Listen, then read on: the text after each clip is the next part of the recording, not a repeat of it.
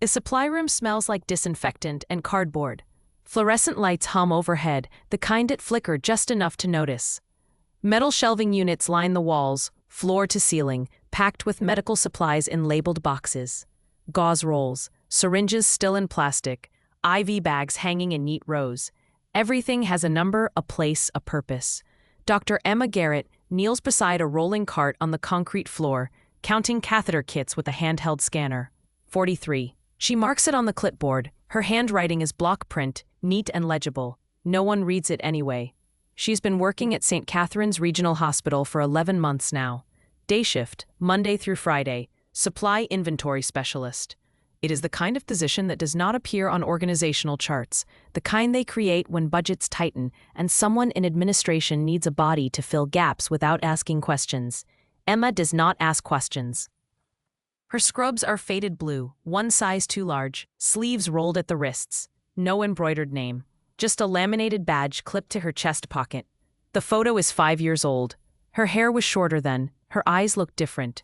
The badge reads, Emma Garrett, Logistics Support, Certified 2019. She hears footsteps in the hall outside. Quick, impatient. Garrett. She does not look up, keeps scanning. Garrett, you finished yet? That is Josh Brenneman, second-year resident. 28 years old. Good hands when he is not overthinking. Bad attitude when he is tired, which is always. He leans against the doorframe, arms crossed, phone in one hand. Almost, Emma says. Almost does not help me. He checks his phone, swipes. We have a multi-car pileup coming in 20 minutes. 3 ambulances dispatched. If the crash carts are not prepped, they will be. He exhales through his nose, sharp, dismissive. Yeah, sure. He pushes off the frame and walks away. Footsteps echoing down the linoleum corridor. Emma finishes the count. 47, not 43. She erases the original number, writes the correction in the margin. No one will check. They never do. She stands, knees stiff, and wheels the cart toward the storage corridor. The hospital is old, built in the 70s, renovated twice, but still showing its age in cracked tiles and water-stained ceilings. The ER is loud today. Voices overlap. A phone rings unanswered. Someone pages Dr. Fielding over the intercom, twice. Emma keeps her head down and keeps moving. She passes the nurse's station. 2 nurses stand near the coffee machine.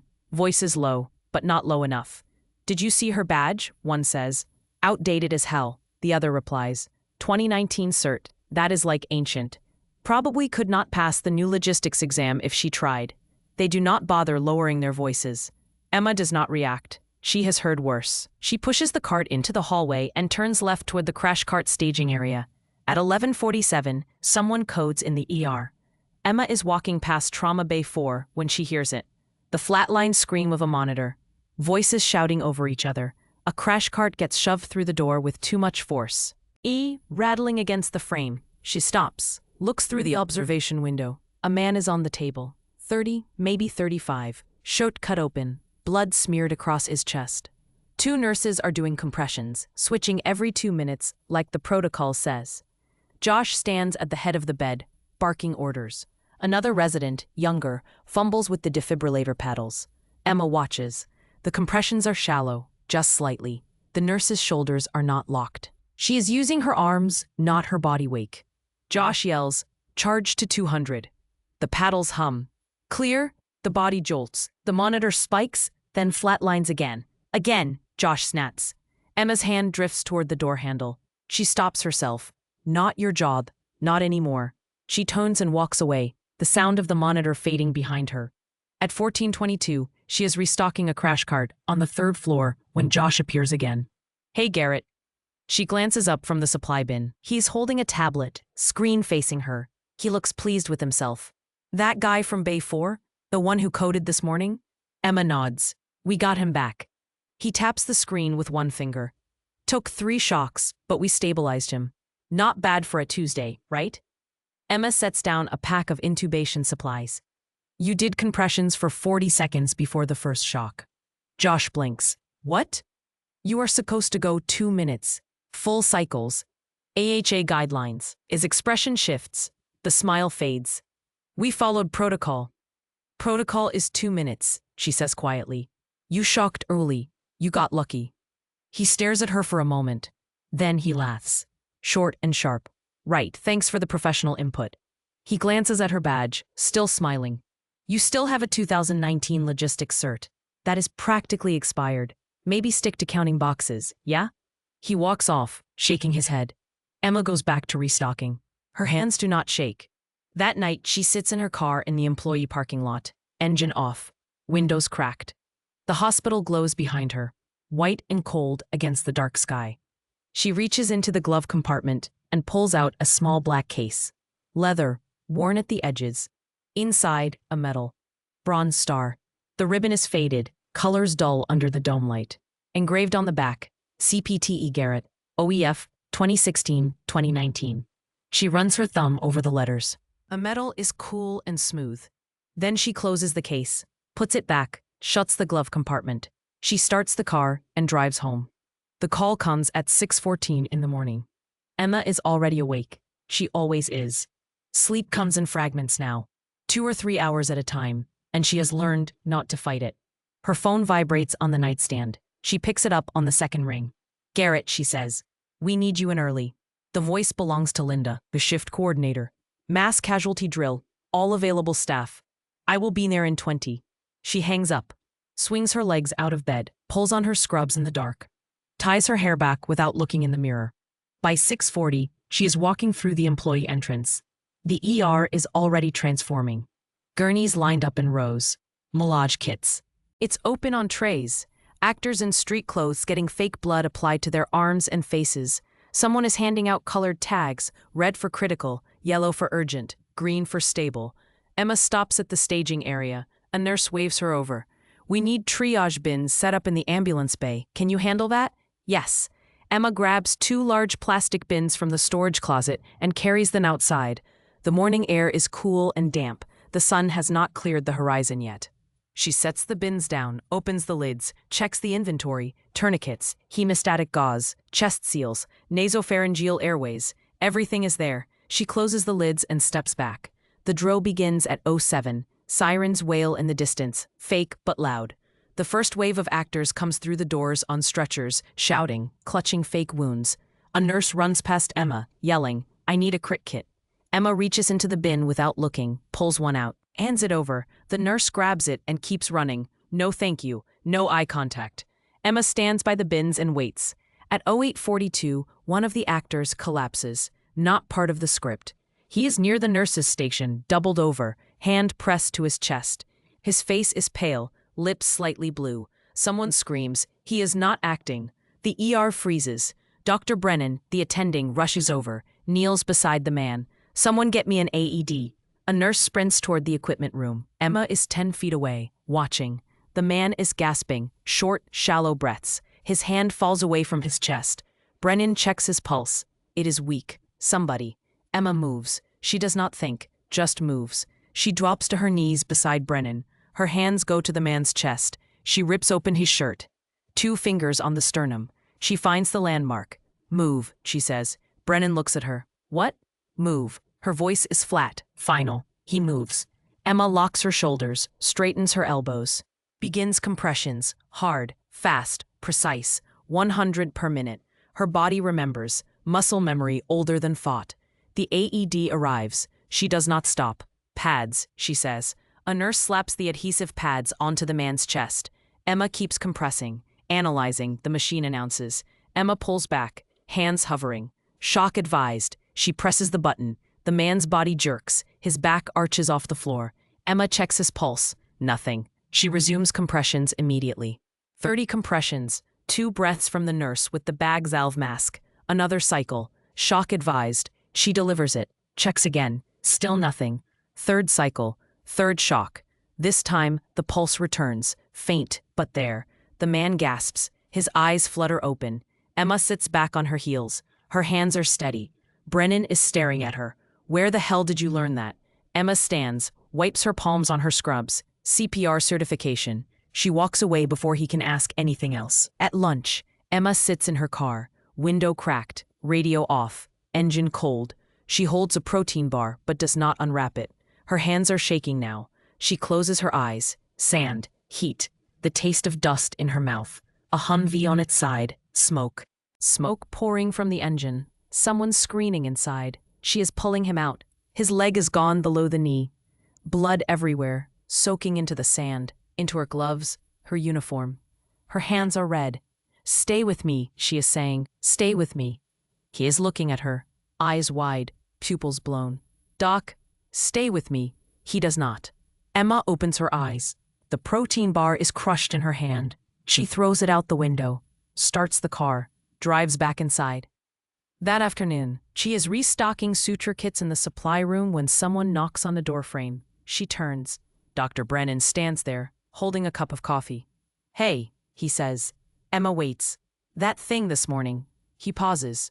"You were really good." She nods once. "Where did you train?" he asks. "Around." He frowns. "That is not an answer. It is the one I have." He studies her for a long moment. His eyes are sharp, the way they get when he is working through a diagnosis. "You are wasted in supply," he says finally. "You know that, right?" Emma turns back to the shelves. "I am fine where I am." "Are you?" She does not answer. He lingers in the doorway for another few seconds, then he leaves. Emma exhales slowly. Her hands are not shaking anymore. She goes back to counting sutures, organizing shelves, doing the work no one sees. Later, she passes a group of nurses near the break room. One of them glances at her, whispers something to the others. Emma keeps walking. She has heard the whispers before. She will hear them again. It does not matter. She is good at being invisible. She has had years of practice. The call comes in at 16:47. "Incoming. Pediatric respiratory arrest. ETA 3 minutes." The ER shifts into motion. Nurses scatter to their positions. Someone wheels a crash cart toward Trauma Bay 2. Another preps the intubation tray, tearing open sterile packages with quick, practiced movements. Josh is already scrubbing in at the sink, forearms covered in soap. Emma is walking past with a supply cart when she hears the sirens outside. She stops. The ambulance doors slam open. 2 paramedics rush through, a gurney between them. On it, a boy, maybe 8 years old, pale, lips blue, not moving. "Respiratory arrest," the lead medic shouts. "Asthma attack at school. We have been bagging him for 6 minutes. No response to albuterol. Sats dropping." They transfer him to the table in Bay 2. Josh snaps on gloves. "Get me an airway kit." Someone start compressions. A nurse begins chest compressions. Small, controlled pushes on the boy's sternum. Josh moves to the head of the bed, grabs the laryngoscope, inserts it into the boy's mouth. Emma stands in the doorway, watching. Josh adjusts the scope. His hands are tense.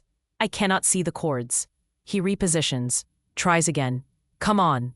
The boy's lips are darker now, almost gray. "Sats at 70, a nurse calls out. "I know," Josh snaps. He pulls the scope out. His hands are shaking slightly. "Let me try," another resident says, stepping forward. "No, I have got it. Sats at 65. Emma moves. She is through the door before anyone notices. "Step back," she says. Josh looks up. "Up." "What?" "Step back." Her voice is stone. No room for argument. He hesitates. Now, he steps back. Emma takes the laryngoscope from his hand, positions herself at the head of the table. Her movements are smooth, automatic. "Stop compressions," she says. The nurse stops. Emma tilts the boy's head back, lifts his jaw with 2 fingers, inserts the scope in one fluid motion. She sees the vocal cords immediately. "Tube," she says. A nurse hands it to her without hesitation. Emma slides the endotracheal tube through the cords, advances it, inflates the cuff, removes the scope. "Bag him." The nurse attaches the bag valve mask, squeezes. The boy's chest rises. Again. Another squeeze, another rise. The monitor beeps. "Sats at 72, someone says. "Keep bagging." 80. 88. The boy coughs. A weak sound, but real. His eyes flutter. 94. Emma steps back, strips off the gloves, drops them in the biohazard bin. The room is silent. Everyone is staring at her. Josh stands frozen, eyes wide. "Who the hell are you?" Emma wipes her hands on her scruds. "Supply staff." She walks out. Behind her, she hears Josh say quietly, "That was not luck. That was not beginner's luck. That was muscle memory." No one responds. Emma keeps walking. Down the hall, past the nurse's station, into the supply room.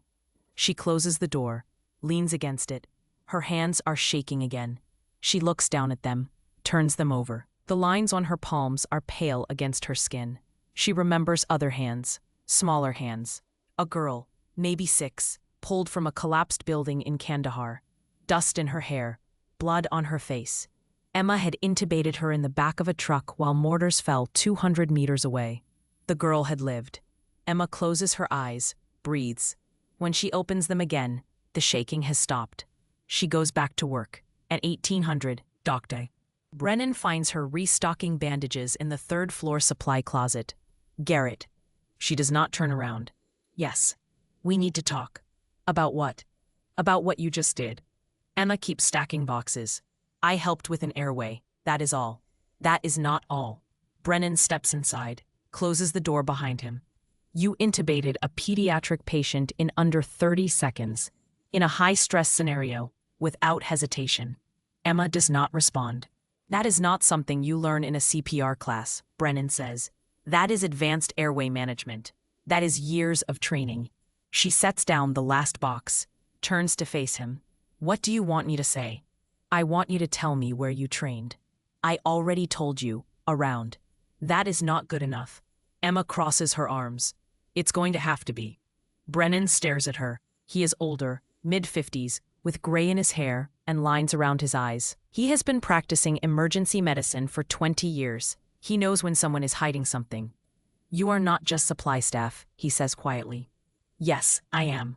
No, you are not. He pauses, and I do not know why you are pretending to be.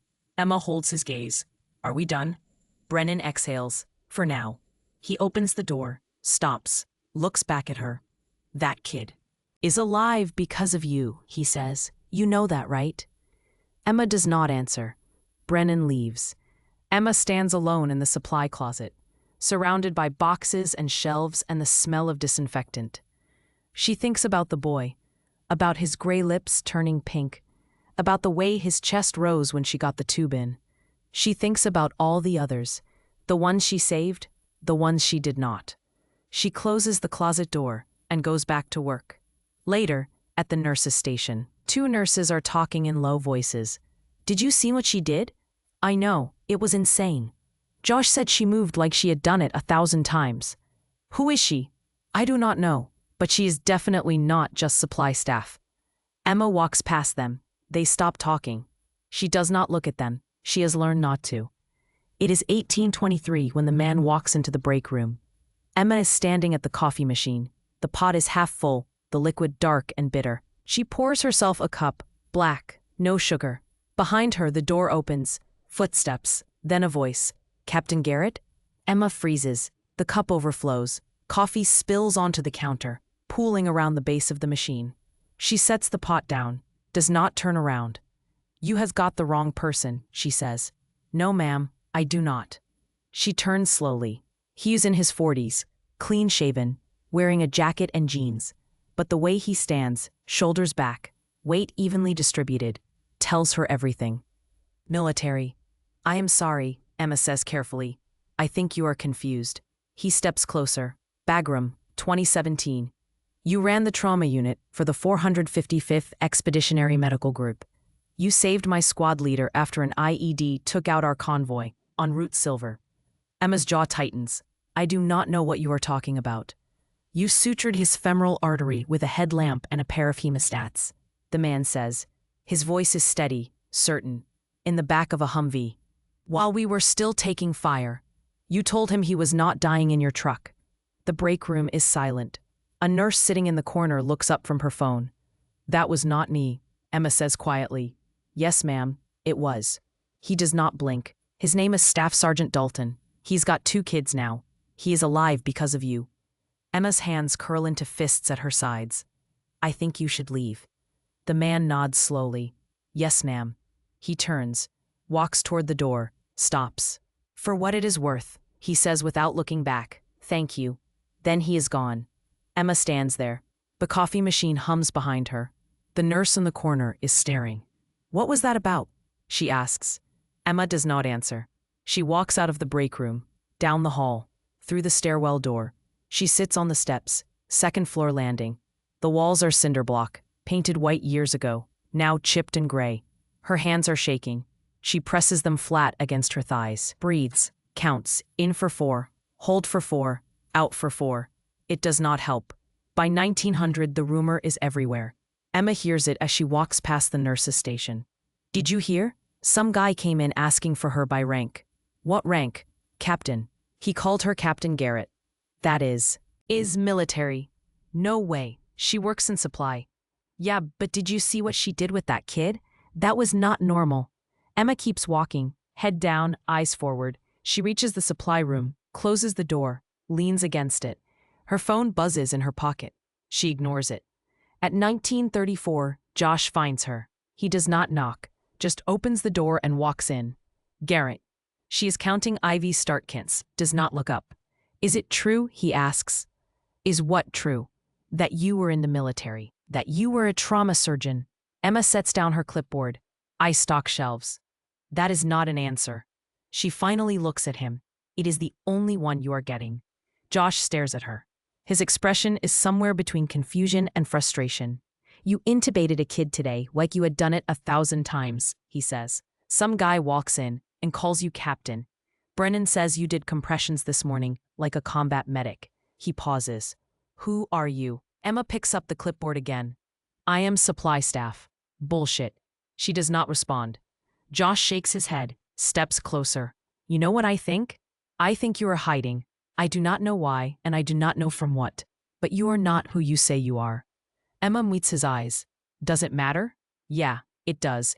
Why? Because I want to know who I am working with. Emma turns back to her shelves. You are not working with me. You work in the ER. I work in supply.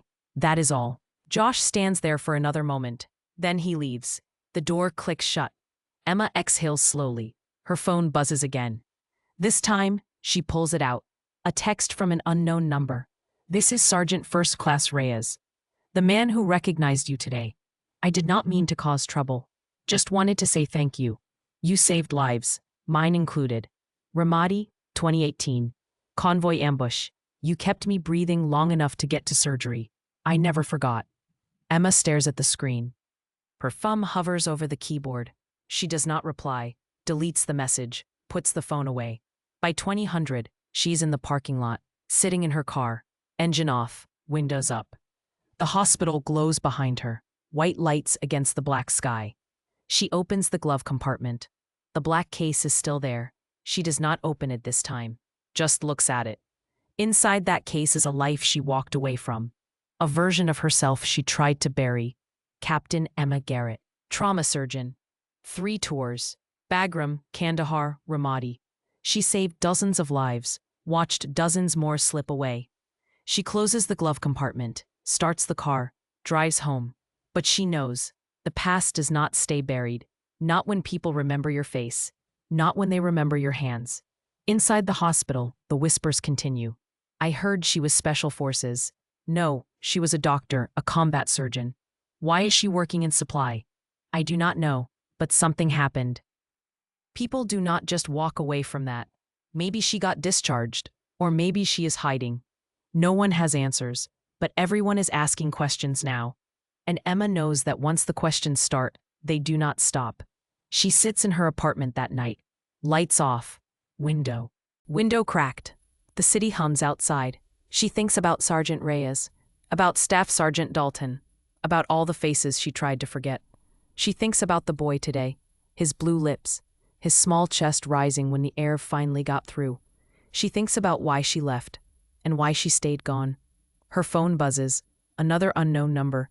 She does not check it, just sets the phone face down on the table, and sits in the dark, waiting for tomorrow, knowing it will be different now. The call comes at 22:16. Mass casualty, bridge collapse on Route 9, multiple vehicles in the water, ETA 10 minutes, all available personnel to the ER. The overhead speakers crackle, the announcement repeats, the hospital erupts, gurneys roll into position, trauma bays clear, someone sprints toward the blood bank, nurses pull on gowns, residents check equipment with shaking hands. Dr. Grennan stands at the center of the ER, coordinating. We are going to be over capacity, he shouts. I need every warm body who can hold a suture. Get me everyone. Emma is in the hallway, pushing a supply cart. She hears him, keeps walking. Garrett. She stops. Brennan jogs over. His face is tight, focused. I need you, he says. I am supply. I do not care. He cuts her off. We are short-staffed, and you just intubated a pediatric patient, like you have done it 1,000 times. You are in. Emma shakes her head. I cannot. Yes, you can. You do not understand. We have got 30 people coming in, Brennan says. His voice is hard now. And half of them are going to die if we do not move fast. I need hands. Yours work. End of discussion. He turns and walks away. Emma stands there, heart pounding. Then she follows. The first ambulance arrives at 22:27. Doors slam open. Paramedics rush in. A woman on a stretcher, 40s, steering column embedded in her chest. Blood soaking through the blankets. She is conscious, barely. Trauma 3, someone yells. They wheel her in. Emma is pulled into the room. Brennan is already there, gloves on. Get me a chest tube kit. Emma moves without thinking. She grabs the kit from the crash cart, tears it open, hands him the scalpel. He makes the incision. Emma anticipates the next step, hands him the clamp, then the tube. He does not have to ask. She is already there. The woman's vitals stabilize. Next, someone shouts from the hallway. Emma turns. A man. Crushed pelvis, bleeding heavily. Josh is there, hands shaking. I cannot get a line in. Emma pushes past him. Move. She does not wait for permission. She finds the vein in his arm, inserts the catheter, tapes it down. Hang 2 units, she says. A nurse does it immediately. Emma is already moving to the next bed. A teenager, head trauma, unconscious. She checks his pupils, unequal. She calls for a CT scan. Another patient, abdominal bleeding. She packs the wound, applies pressure. The ER is chaos. Voices shouting, monitors beeping, blood on the floor. Emma moves through it like water, calm, precise, automatic. 23:02. The sound comes, low at first, distant, then louder. Whump, whump, whump, whump. The deep, rhythmic thud of rotor blades. Everyone stops. Emma is mid-suture. Her hands freeze. She knows that sound. She looks toward the window. 3 black helicopters descending toward the helipad. Chinooks. The ER goes silent. What the hell? Brennan mutters. The helicopters land. Dust and wind swirl across the helipad. The rotors slow but do not stop. A side door opens. A man in uniform steps out, followed by 6 others. They walk toward the hospital entrance, boots striking pavement in unison. Emma's heart is pounding now. The main doors open. The soldiers walk in, full combat fatigues, insignia on their chests, eyes scanning. The lead man is a colonel, older, 50s, silver hair, hard face. He stops in the center of the ER. His eyes lock onto Emma. Captain Garrett. The room freezes. Every head turns. Emma does not move. The colonel steps forward. His voice is clear, authoritative. Captain Emma Garrett, MD, former Chief of Trauma, Forward Surgical Team, 455th Expeditionary Medical Group. Brennan stares. What? The colonel does not look at him. His eyes stay on Emma. Ma'am, we have a situation. We need you. Emma shakes her head slowly. I am not. There has been an explosion at a convoy training site, 30 miles north, the colonel says. 17 casualties, 6 critical. The nearest military hospital is 2 hours out. You are the closest trauma surgeon with combat field experience. Emma's throat tightens. I am not active duty. We know. The colonel's expression does not change. We are asking anyway. She looks around. Everyone is staring. Josh, Brennan, the nurses, the patients who are conscious. I cannot, she whispers. Yes, you can. The colonel steps closer. Right now, 17 soldiers are bleeding out. We are wasting time. Emma closes her eyes. She sees faces, dust, blood, Humvees on fire. She sees all the ones she could not save. She opens her eyes. Get me a field kit, she says. The colonel nods. Yes, ma'am. One of the soldiers steps forward with a tactical medical pack. Emma strips off her gloves, pulls off her scrub top. Underneath, a plain black shirt. She takes the pack, slings it over her shoulder. Brennan grabs her arm. Garrett. She looks at him. I will be back. Who are you?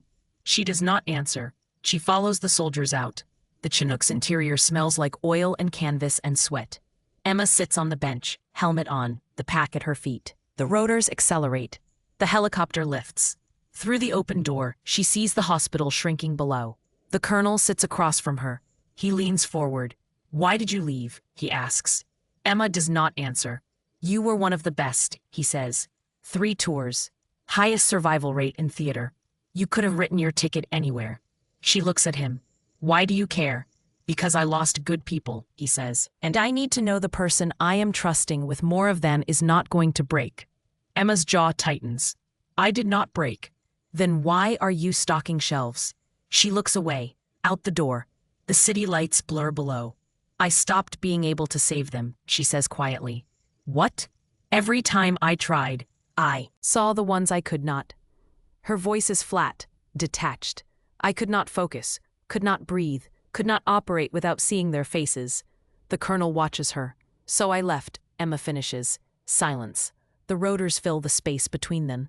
"Can you do this?" the colonel asks. Emma looks at him, then nods. "Let us go." The helicopter cuts through the night. Ahead, smoke rises against the dark sky. Flames flicker in the distance. Emma closes her eyes, breathes.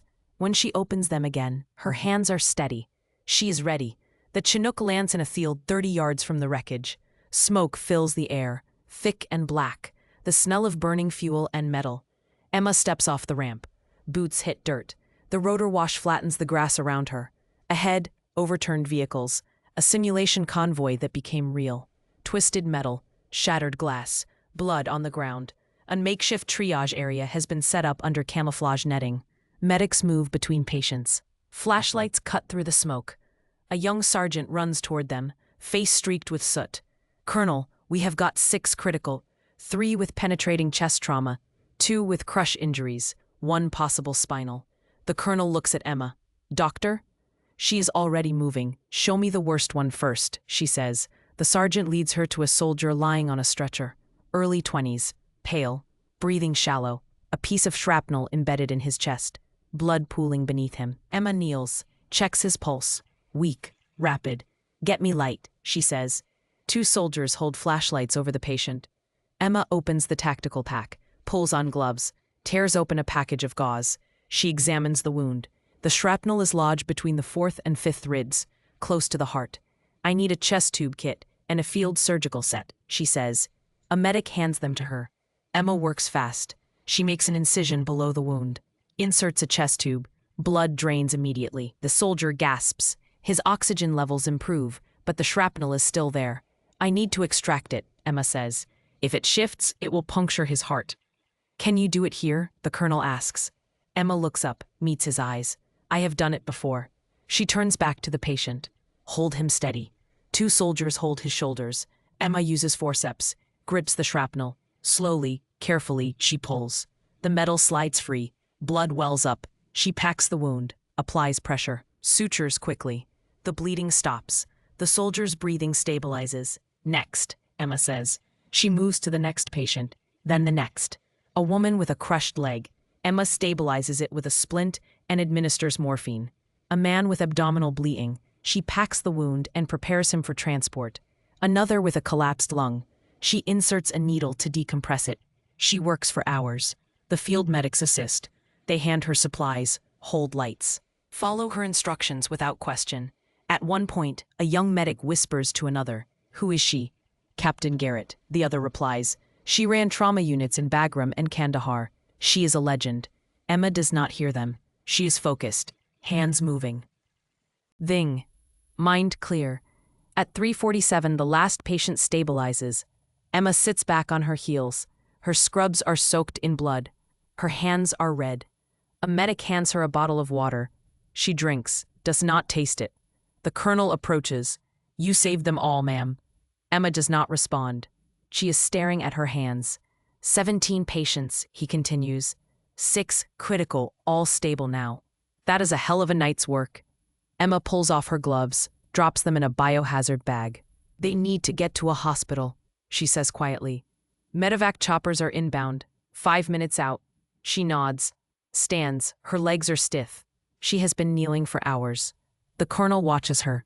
"You do not break tonight." Emma looks at him. "Not tonight." "You ever think about coming back?" "No." He nods slowly. "Fair enough." Pause. But if you ever change your mind, he says, you have got a place. Any unit would take you.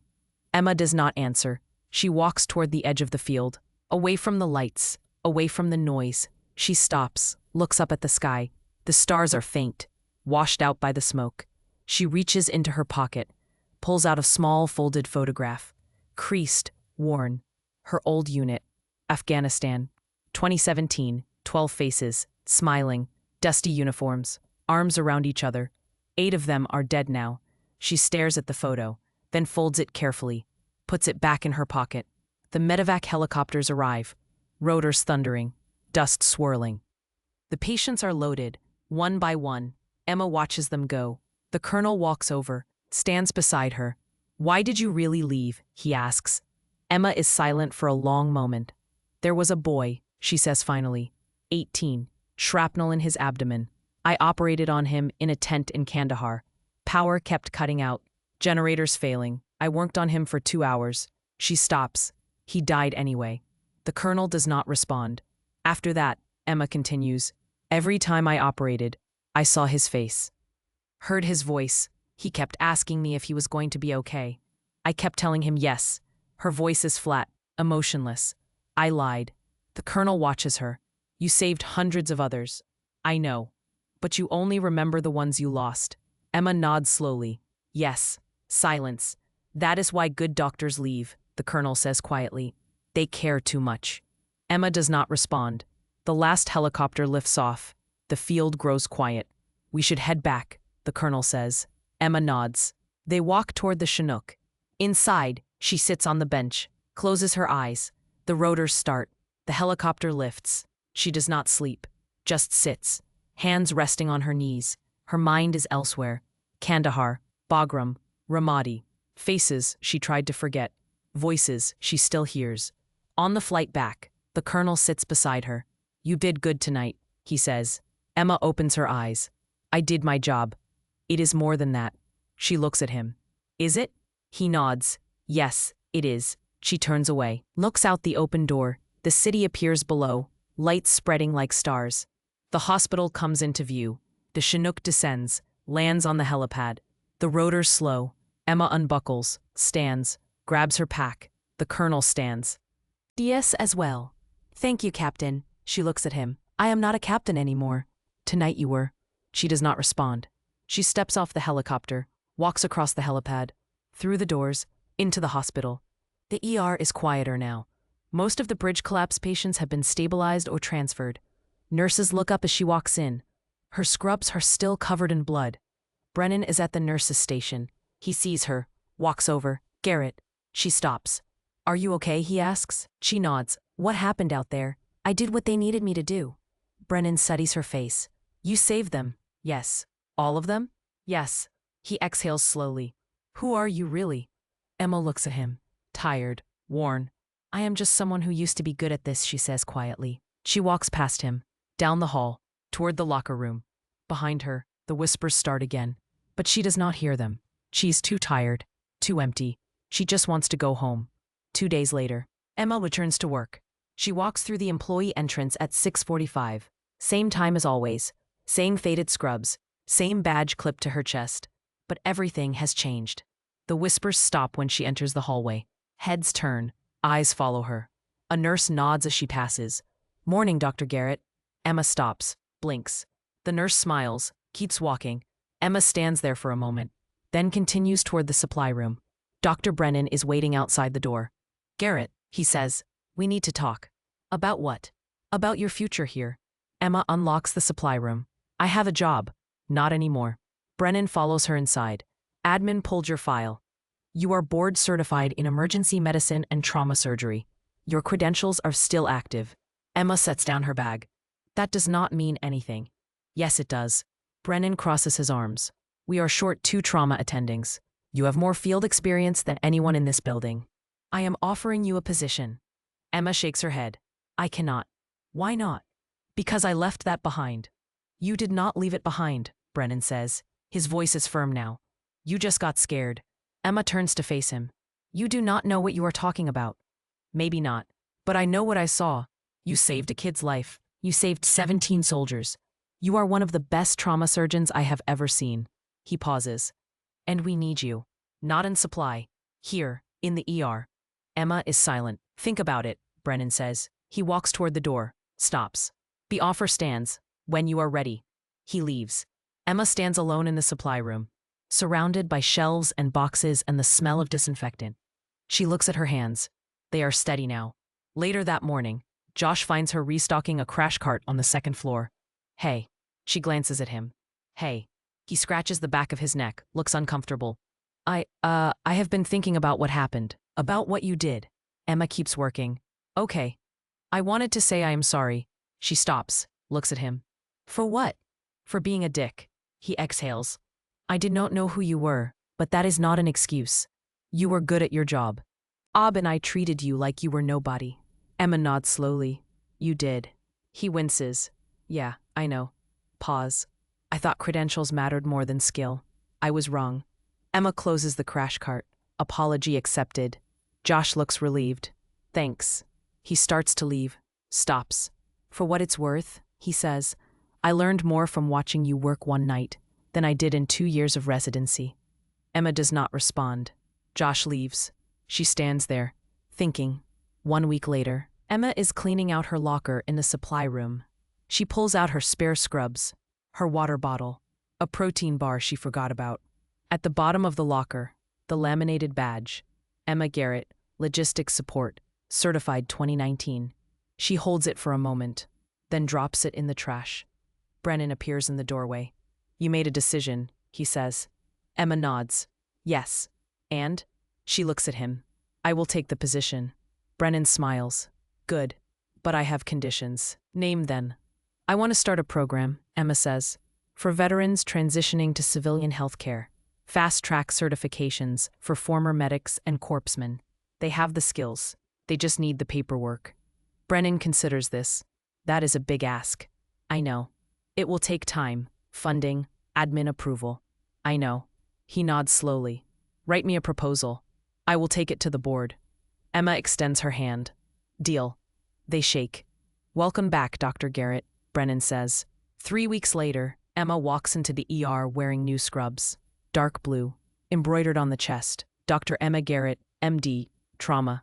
Heads turn as she passes. A nurse smiles. Morning, Dr. Garrett. Morning. She stops at the trauma bay. A chart is waiting for her. MZA incoming, a nurse says. 5 minutes. Emma takes the chart, reads it, nods. Let us prep. The team moves into position. Gurneys ready, supplies checked. Everyone focused. The ambulance arrives. Emma steps forward. She is ready. That afternoon, she sits in her new office. Small, a desk, a chair. A window overlooking the parking lot. On the desk, a framed photograph. Her old unit, Afghanistan, 2017. Beside it, the Bronze Star in its black case. Not hidden, not displayed. Just there. A reminder. A week later, the hospital hosts a meeting in the main conference room.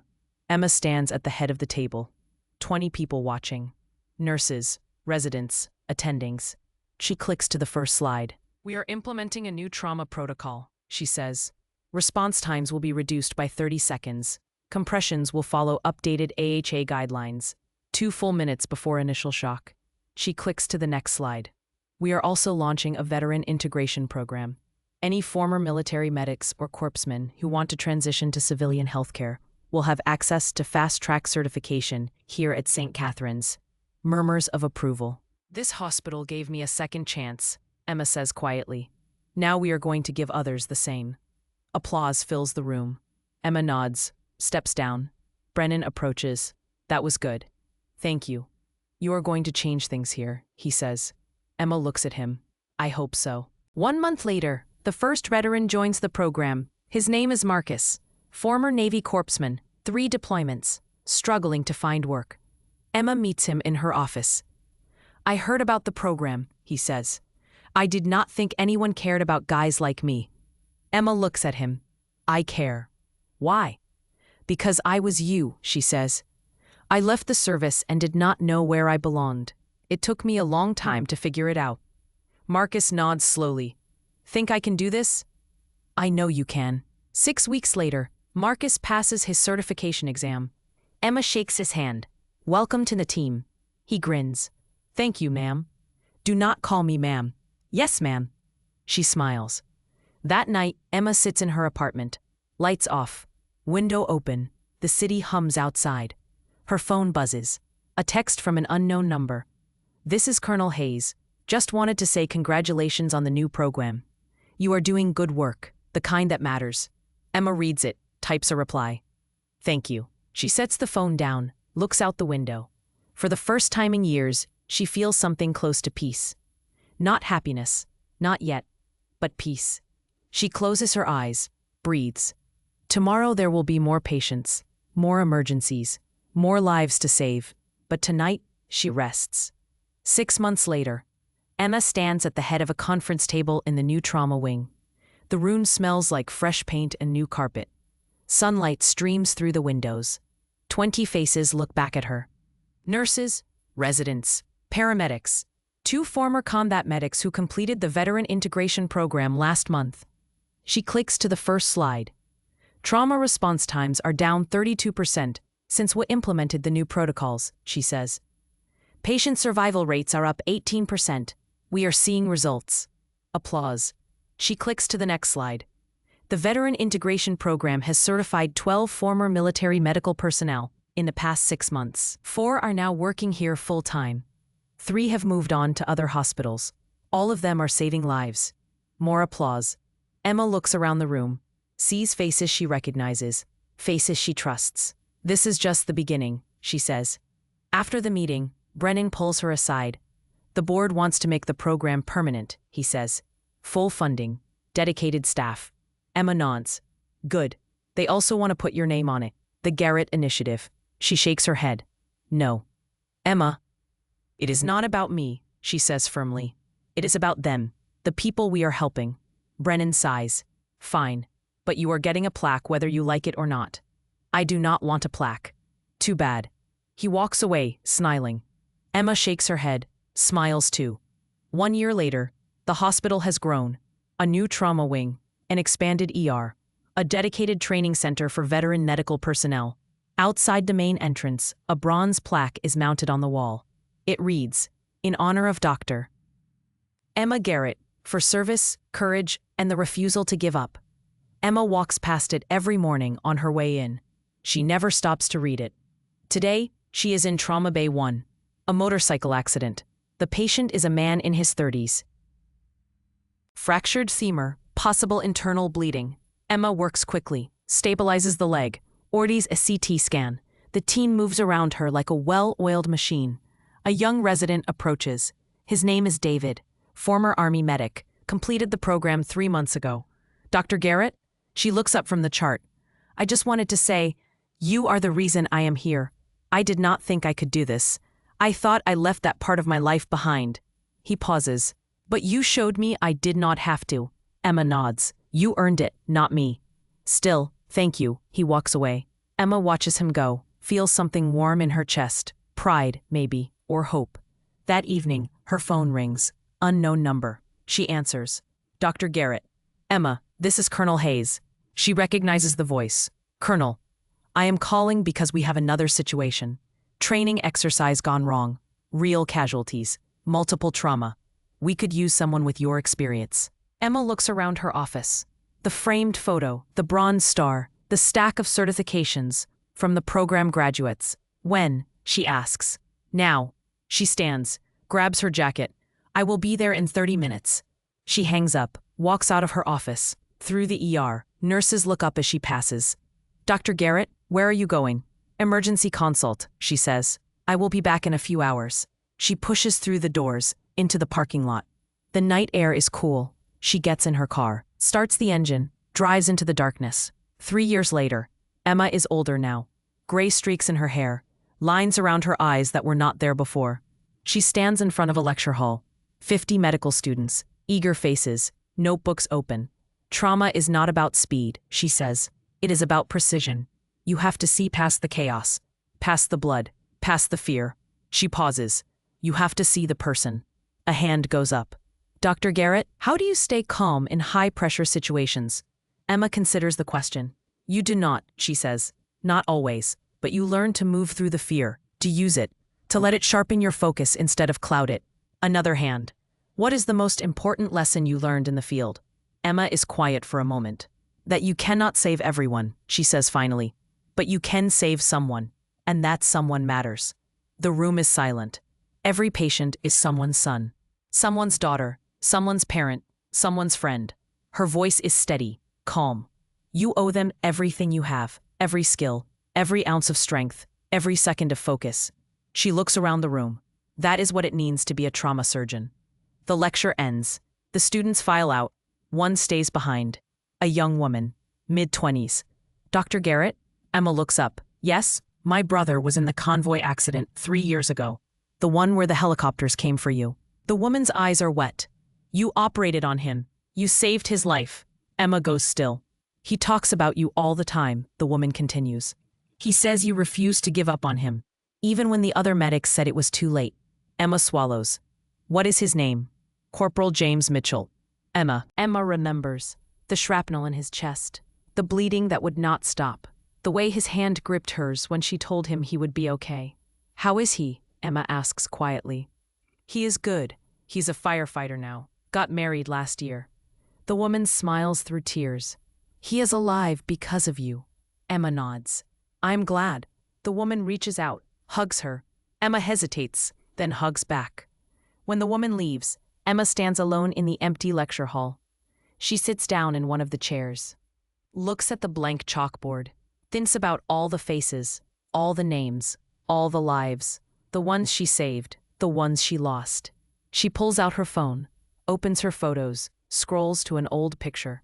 Her unit, Afghanistan, 2017. She looks at their faces, smiling, young, alive. She touches the screen gently, then closes the app, stands, walks out of the lecture hall. 5 years later, Emma sits in her office late at night. The hospital is quiet. Most of the staff has gone home. She opens her desk drawer. Inside, the bronze star, the photograph. She takes them out, sets them on the desk, looks at them for a long time. Then she picks up a pen, pulls out a sheet of paper, writes, "To those who serve, to those who save, to those who refuse to give up, this is for you." She folds the paper, places it beside the medal. Then she stands, puts on her coat, walks to the window. The city glows below, lights stretching to the horizon. Somewhere out there, someone is dying. And somewhere, someone is saving them. Emma takes a breath, turns off the light, walks out the door. She does not retire, does not slow down. She keeps working, keeps teaching, keeps saving lives, because that is who she is. Not a hero, not a legend, just a doctor who refused to give up. Years later, long after she is gone, the program continues. Hundreds of veterans trained, thousands of lives saved. Her name is remembered not on plaques or awards, but in the hands of those she taught. In the patients who lived because someone like her was there. In the quiet moments when a young doctor, exhausted and afraid, remembers her words. You cannot save everyone, but you can save someone, and that someone matters. That is her legacy. Not a glory, not recognition, just lives, saved, one at a time. And in the end, that is enough. The story does not end with applause. It ends with a monitor beeping steadily, with a chest rising and falling, with a pulse that returns. It ends with someone who was dying, now living, because someone refused to give up. That is the story. That is the truth. And it happens every day, in hospitals, in war zones, in quiet moments no one sees. It happens because of people like Emma Garrett, people who do not quit, people who see the person, not the wound, people who understand that every life matters, even when no one is watching, especially then. This story is for them, the ones who serve in silence, the ones who save without recognition, the ones who refuse to give up, even when it is hard, even when it hurts, even when no one knows their name. They are the real heroes, and their work continues every single day.